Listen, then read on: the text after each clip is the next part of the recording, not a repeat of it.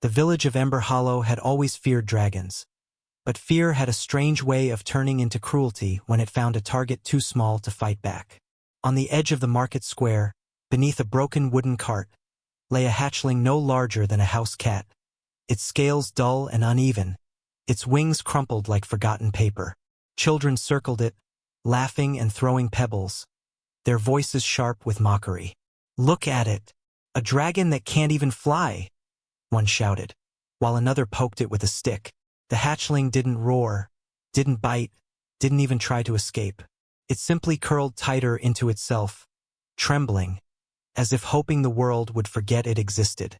That was when Margaret Hayes, known to everyone simply as Grandma Margaret, stepped into the square.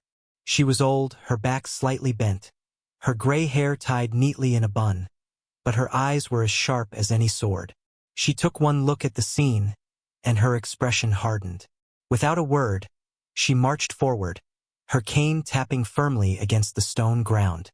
"Enough," she said, her voice calm but carrying an authority that silenced the children instantly. They scattered like startled birds, leaving the hatchling alone. Margaret crouched slowly, ignoring the murmurs of the villagers who had begun to gather. "Poor thing," she whispered, her voice softening as she reached out a weathered hand. The hatchling flinched at first, expecting pain, but none came. Instead, it felt warmth, gentle, steady warmth it had never known. Margaret carefully lifted it into her arms, cradling it as if it were the most precious thing in the world.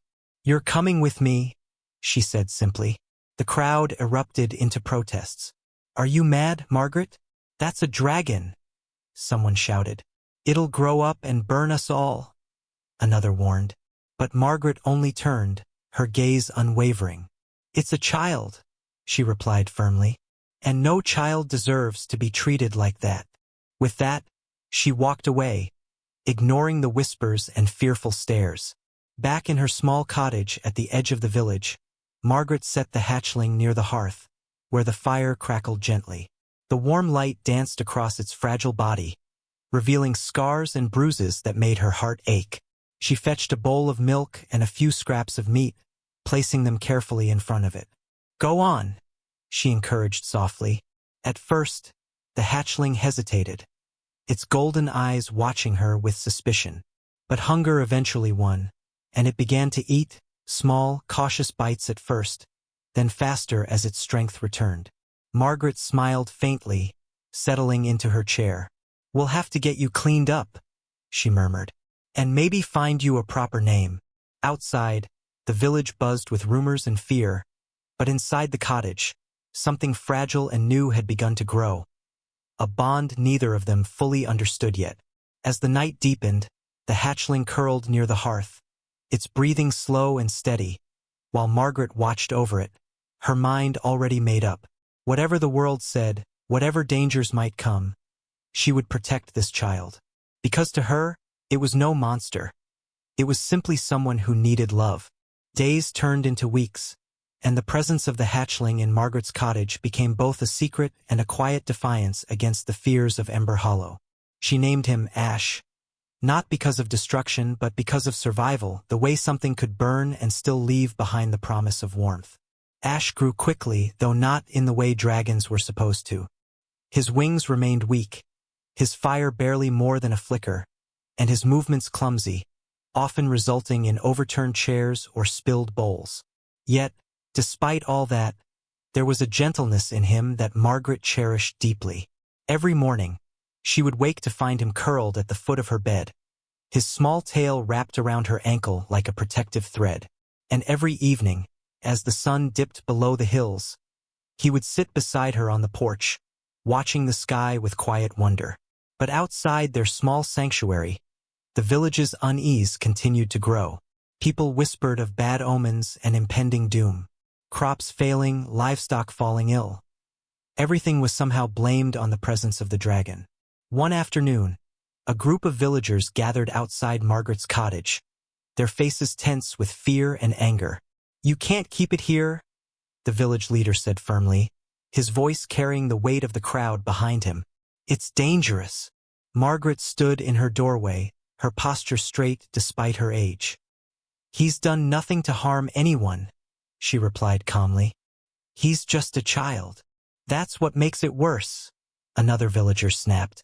"What happens when it grows up?"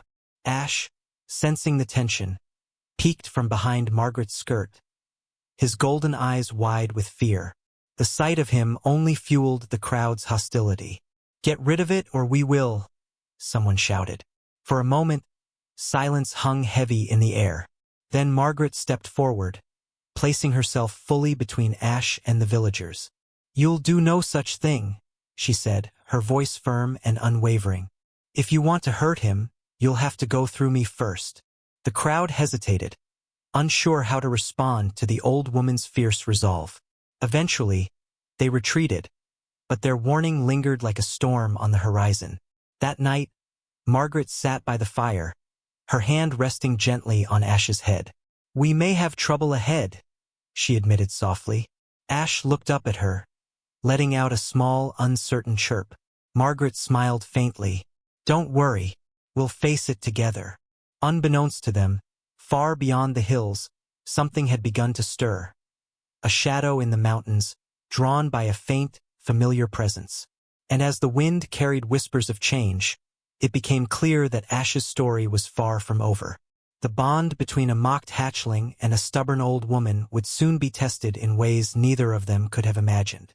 The first sign of danger came not with fire or fury, but with silence. The birds stopped singing, the wind stilled, and an uneasy stillness settled over Ember Hollow like a held breath. Margaret noticed it immediately, her instincts sharpened by years of quiet observation. Ash felt it too, his small body tense as he paced the cottage floor, his tail flicking nervously. Then, as the sun dipped below the horizon, a distant roar echoed from the mountains.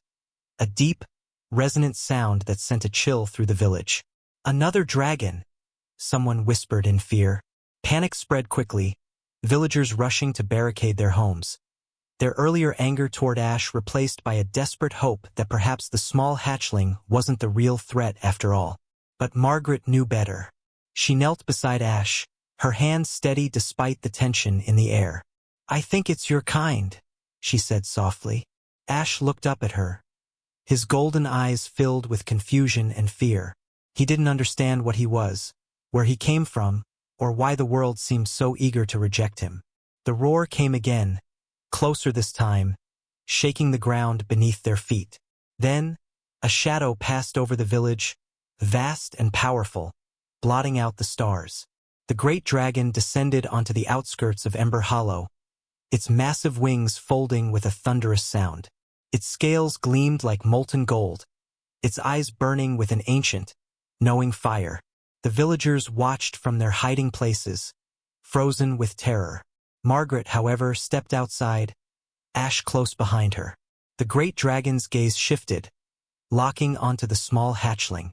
For a moment, time seemed to stand still. Then, slowly, the dragon lowered its head, its massive form trembling ever so slightly. It let out a low, mournful sound, a sound not of anger, but of recognition. Ash hesitated, then took a small step forward. Margaret placed a gentle hand on his back. "Go on," she whispered. "It's all right." With cautious steps, Ash approached the towering creature. The dragon extended a massive claw, stopping just short of touching him, as if afraid he might break. And in that moment, something passed between them. An unspoken understanding, a connection that transcended words. The villagers watched in stunned silence as the great dragon let out a soft, almost relieved rumble. Margaret stepped forward, her voice calm but firm. "He's safe here," she said, addressing the enormous creature as if it could understand her. "He's been cared for, loved." The dragon's gaze shifted to her, and for a brief moment, there was something like gratitude in its eyes. But there was also something else, urgency. The peace of the moment shattered as another roar echoed from the distance, darker and far more menacing. The great dragon's head snapped toward the mountains, its body tensing. Margaret's heart sank. Whatever was coming, it wasn't alone, and it wasn't friendly. The second roar was closer, sharper, filled with a hunger that turned the night itself into something alive and dangerous. The golden dragon spread its wings protectively, placing itself between Ash and the direction of the sound, its massive form radiating both power and fear. Margaret didn't retreat. Instead, she stepped forward, her old bones steady with a courage that had nothing to do with strength and everything to do with love. "We don't run," she said quietly, more to Ash than anyone else. Ash, trembling but determined, moved to her side, his small body pressed against her leg. Then the darkness came. From beyond the hills, a shadow larger than the golden dragon emerged, its scales black as a starless sky, its eyes glowing with a cruel, burning light. It landed with a force that shook the ground, its gaze immediately locking onto Ash. This was no parent, it was a predator. The villagers screamed and fled, their earlier anger forgotten in the face of true terror. The golden dragon roared, a deafening sound that echoed through the valley, and launched itself at the intruder. The clash was immediate and violent, fire and shadow colliding in a storm of destruction. Margaret grabbed Ash, pulling him toward the safety of her cottage, but Ash resisted, his eyes fixed on the battle. "No," Margaret said firmly. "You stay with me." But Ash hesitated, torn between fear and something deeper. A need to prove he wasn't the weak, useless creature everyone believed him to be. The black dragon broke through the golden dragon's defense, its jaws snapping dangerously close to Ash. In that instant, something inside the small hatchling ignited. A surge of heat rushed through him, stronger than anything he had ever felt before. With a fierce cry, Ash stepped forward and unleashed a burst of flame. Not large, not powerful by dragon standards, but bright and unwavering. The black dragon recoiled, more surprised than harmed, but it was enough. The golden dragon seized the moment, driving the intruder back with a powerful blast of fire. Together, they pushed the dark creature away, forcing it to retreat into the night with a furious roar. Silence followed, broken only by the crackling of distant flames and the heavy breathing of the golden dragon. Ash stood frozen, his small body trembling, his chest rising and falling rapidly. Margaret hurried to his side, kneeling down and pulling him into a gentle embrace. "You did well," she whispered, her voice filled with pride. The golden dragon approached, lowering its massive head once more. This time, there was no hesitation. It gently nudged Ash, a gesture of both acknowledgement and farewell. Ash looked up at Margaret, his eyes filled with uncertainty. She smiled softly, though her heart ached. "You have a place in this world," she said, "and no matter where you go, you'll always have a home with me." The golden dragon spread its wings, and with a final glance, Ash climbed onto its back. As they rose into the sky, the first light of dawn broke over Ember Hollow, casting away the darkness of the night. The villagers emerged slowly, their fear replaced with awe and quiet understanding. Margaret stood at the edge of the village, watching until the figures disappeared into the horizon. Though her cottage would feel emptier, she knew she had done what was right, because sometimes the smallest, most mocked creature could become something extraordinary, if only someone believed in them first. The days after Ash's first flight were quiet, almost eerily so, in Ember Hollow. Margaret noticed how empty her cottage felt without his tiny footsteps pattering across the wooden floor and the soft rustle of his wings brushing against her curtains. She busied herself with chores, preparing meals as if Ash might appear at any moment. Yet she knew the golden dragon had taken him far into the mountains, where the air was thinner and the forests thicker. Still, Margaret's mind never truly rested. Worry had a way of anchoring itself deep into her bones. She spent mornings walking through the village, talking to neighbors in an attempt to dispel fear and confusion about dragons. Many of them looked at her with suspicion, whispers following her like shadows. "Why protect a dragon? A dangerous creature?" they would ask. Margaret would simply smile, letting the words wash over her. "Dangerous? Perhaps," she'd reply gently. "But every creature is dangerous if treated wrongly, and every creature is gentle when treated with care." One morning, a strange wind carried a scent of smoke and ash over the village. Margaret felt it immediately, a faint prickling sensation at the back of her neck, and her heart thudded. Something had changed. The air was thick with tension, heavy enough that even the birds refused to sing. By mid-afternoon, a small group of villagers approached her cottage in a panic, carrying frightened children and livestock that had become restless. Their leader, a burly man named Thomas, spoke with urgency. "Margaret, there's fire in the valley beyond the hills. Something's moving, and it's not natural." Margaret's gray eyes narrowed. "A dragon?" she asked, though she already suspected the answer. Thomas nodded grimly, glancing nervously at the horizon where smoke began to curl into the sky. Without hesitation, Margaret packed provisions into her worn leather satchel. Food, water, blankets, and took Thomas aside. "I'm going after him," she said quietly. "I can't let him face this alone." Thomas hesitated. "You? Alone? You're old?" "Margaret, let the hunters—" "No," she interrupted firmly. "He's not just a dragon.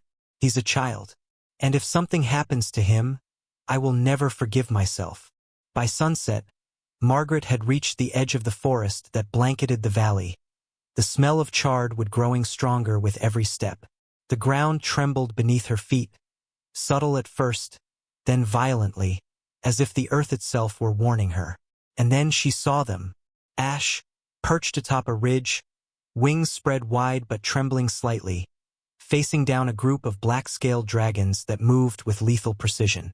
The golden dragon was beside him, trying to shield him, but even its immense power seemed strained against the attackers.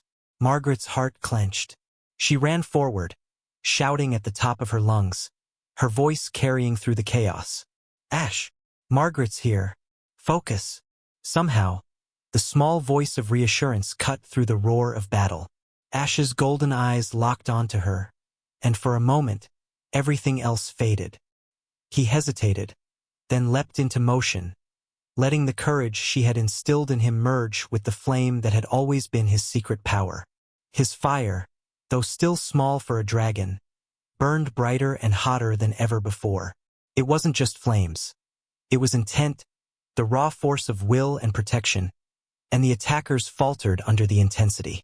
Margaret climbed the ridge, reaching Ash's side, and together they formed an unspoken alliance.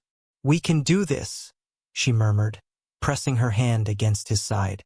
His tiny body vibrated with energy, a mix of fear, determination, and trust.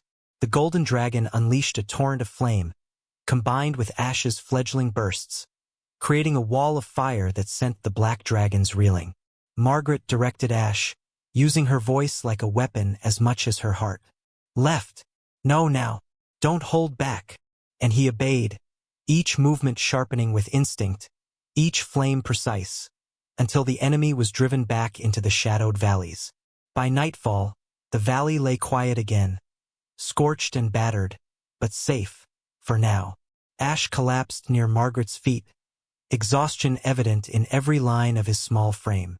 Margaret knelt beside him, gently wiping soot from his scales. "You were magnificent," she whispered, tears threatening to fall. "Do you see? You can do anything. You're not mocked, not weak, not helpless. You're extraordinary." Ash, too tired to speak, pressed his head against her hand, a small chirp of understanding escaping him. That night, Margaret stayed beside him, a sentinel in the darkness. And though the flames and smoke had faded, a new realization settled in her mind. Protecting him would never be simple, and the world would continue testing them. But together, they had already survived more than anyone had imagined. The days that followed were a mixture of vigilance, healing, and quiet reflection. Ember Hollow slowly regained a semblance of normal life, though the villagers never forgot the events in the valley. Rumors swirled, some claiming Margaret had tamed the fire itself, others insisting that Ash would become a force of vengeance if ever angered. Margaret paid little attention to the gossip.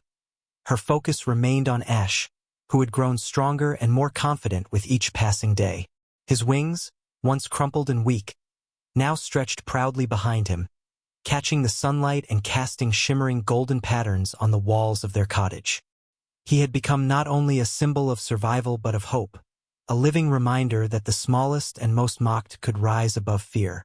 Margaret continued to teach him not only how to control his flame but how to trust and feel empathy, lessons that the golden dragon reinforced when it returned nightly to monitor Ash's progress.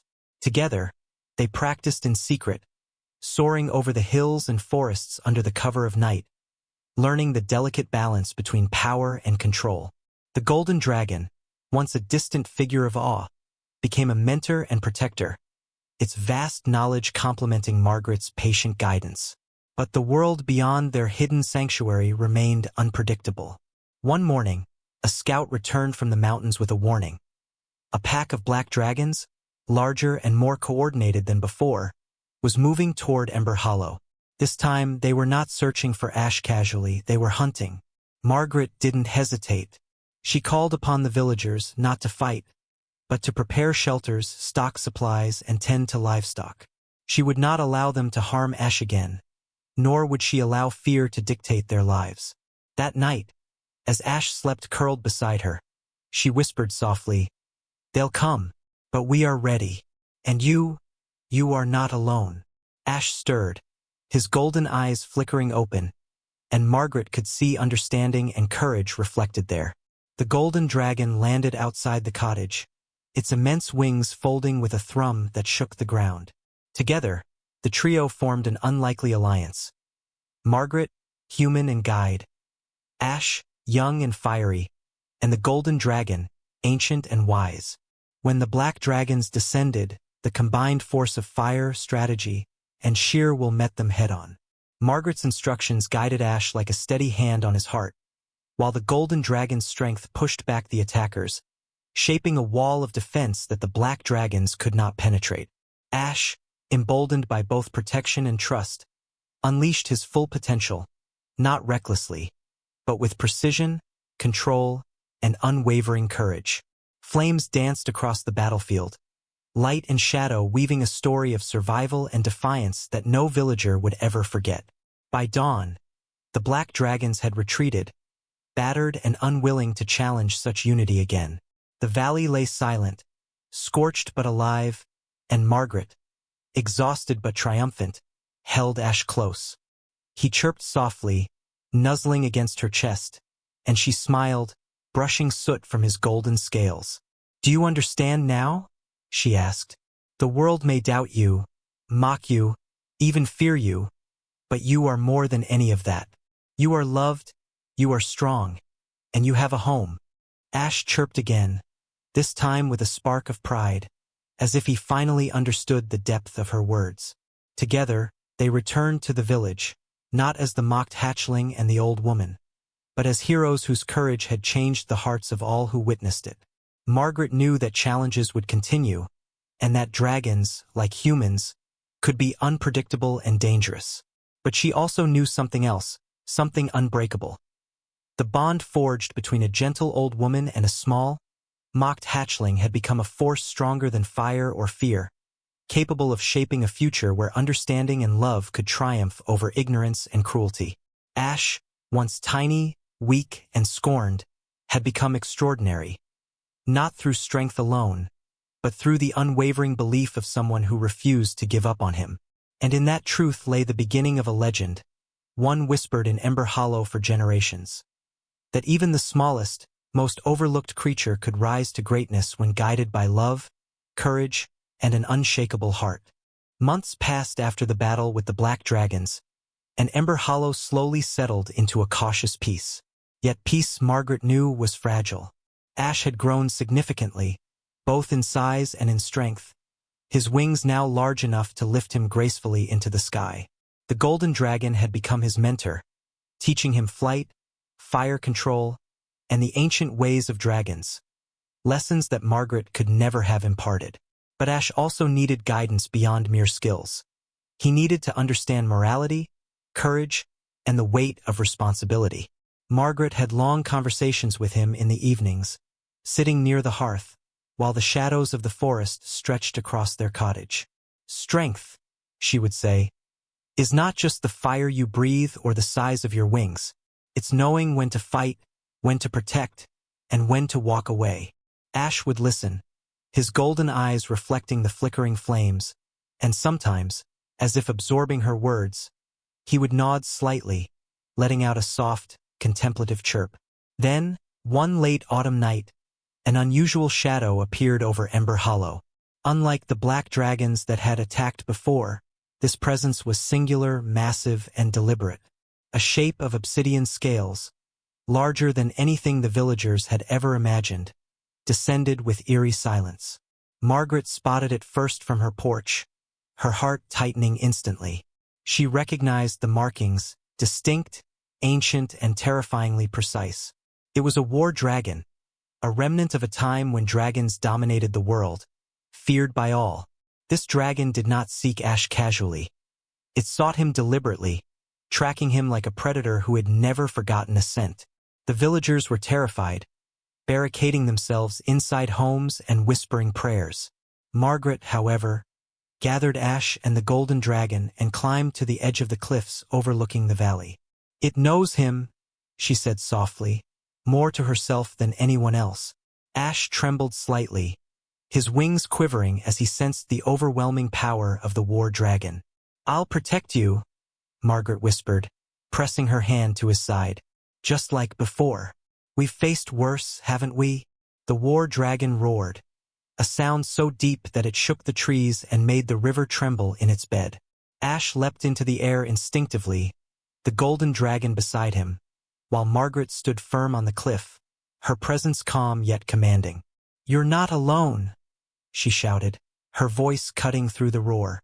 Ash flapped his wings, taking a hesitant flight, and together, the two dragons ascended to face the new threat. The sky erupted in fire and shadow, a dance of flames and claws that illuminated the mountains and valleys in bursts of gold, black, and orange. The villagers watched, spellbound and terrified, as the battle unfolded above them. Margaret, though human and fragile by comparison, felt a surge of pride. Ash was no longer the mocked, helpless hatchling. He had grown into something extraordinary, capable of standing against the strongest adversary. But the war dragon was cunning. It circled them with intelligence, striking not with brute force alone but with tactics that revealed centuries of experience. Every time Ash struck, it anticipated, dodged, and countered, forcing him to adapt quickly. Margaret's voice guided him, her words anchoring his instincts. "Move left. Breathe now. Focus on the shadow, not the fire." Each command sharpened Ash's movements, transforming chaos into strategy. Hours seemed to pass in moments, the sky a storm of fire and fury. Ash began to realize something profound. This dragon did not hate him personally. It was testing him, probing for weakness. And weakness, he now understood, was not physical alone.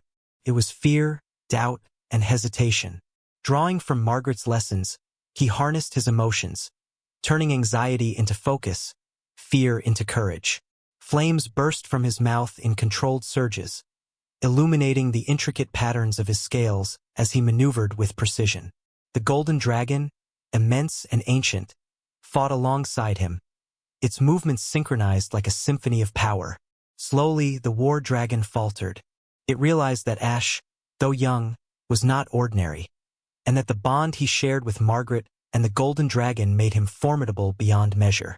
With a final, thunderous roar, the war dragon ascended, disappearing beyond the mountains with a warning rumble. Ash hovered midair, panting and exhausted, but triumphant. Margaret ran to him, catching him gently as he landed. "You see," she whispered, her eyes shining, "you are more than anyone ever imagined. Not because you're a dragon, but because you are you." Ash chirped softly, nuzzling against her hand. And in that moment, a quiet understanding passed between them. The world was vast, full of dangers and challenges, but together, they could face anything. In the weeks that followed, Ash and the golden dragon trained tirelessly, preparing for threats yet unseen. The village, once fearful and hesitant, began to accept the presence of dragons as protectors rather than monsters. Children watched from windows as the two dragons soared through the skies, mimicking Ash's early, awkward flights. Villagers whispered stories of courage, of a human grandmother and her extraordinary ward, tales that would grow into legend. But peace, as always, was temporary. One crisp morning, a messenger arrived, a traveler from the distant northern forests, carrying news of dragons displaced by an encroaching war. Packs clashing over territory, villages destroyed, and rumors of a dragon who could command fire with precision unheard of in centuries. Margaret's gray eyes narrowed as she read the message aloud. "It's him," she said simply, her voice calm but firm. "Ash's name is spreading, and with it, danger follows." Ash, who had been perched atop the roof, listening intently, clenched his small claws. "Then we go," Margaret said, packing provisions. "We protect those who cannot protect themselves." Their journey led them through forests, over rivers, and across mountains, each landscape testing Ash's abilities and endurance. The golden dragon became both teacher and guide, revealing ancient knowledge and techniques that allowed Ash to grow beyond what even Margaret had imagined. Together, they rescued a herd of fire-spirited drakes trapped in a collapsing valley, diverted a black dragon pack threatening a village, and even soothed a wounded elder dragon whose grief had turned him dangerous. Each encounter strengthened Ash, not just in skill but in heart. Margaret's influence was constant, her wisdom anchoring him in compassion, teaching him that true strength was measured by the protection he offered, not the destruction he caused. Then came the final test. A massive storm swept through the lands, carrying with it a shadow darker than any Ash had faced. A rogue dragon, scarred and ancient, challenged his authority, determined to assert dominance over the young dragon whose fame had grown far and wide. The battle was relentless. Rain lashed down, lightning split the skies, and the winds threatened to throw both dragons from the clouds. Ash fought with every ounce of his being, channeling the lessons of Margaret and the golden dragon into controlled, precise bursts of fire and movement. He dodged strikes, countered attacks, and protected not only himself but the golden dragon who had always protected him. Margaret, watching from a high cliff, shouted encouragements, her voice carrying across the storm. "Trust yourself, Ash. You are ready. Fight with your heart." The rogue dragon, massive and cruel, soon realized that Ash was not alone. The bond with Margaret and the golden dragon had transformed him, giving him an unbreakable strength. With a final, roaring burst of fire and determination, Ash forced the rogue dragon to retreat, its shadow disappearing into the stormy night. Exhausted but victorious, Ash returned to Margaret's side. She embraced him, tears of pride and relief streaming down her face. "You did it," she whispered. "You've become everything I knew you could be." Ash chirped softly, resting against her shoulder, understanding now that his journey was more than survival. It was growth, courage, and love. As dawn broke over the mountains, casting golden light over Ember Hollow and the distant lands beyond, Margaret, Ash, and the golden dragon stood together, triumphant. The world was vast, unpredictable, and dangerous, but they had faced it united. Ash had transformed from the mocked hatchling into a legend, not through fire or power alone, but through trust, guidance, and unwavering courage. Margaret smiled, brushing soot and rain from his scales. "The story isn't over," she said, her voice filled with certainty. "But no matter what comes, we face it together." Ash chirped, golden eyes bright, wings spread wide, ready to soar into the future. Fearless, loved, and unbreakable. And thus, the tale of the mocked hatchling, the steadfast human grandmother, and the ancient golden dragon became one whispered across valleys and mountains, a story of hope, courage, and the extraordinary power of love that could change the world itself.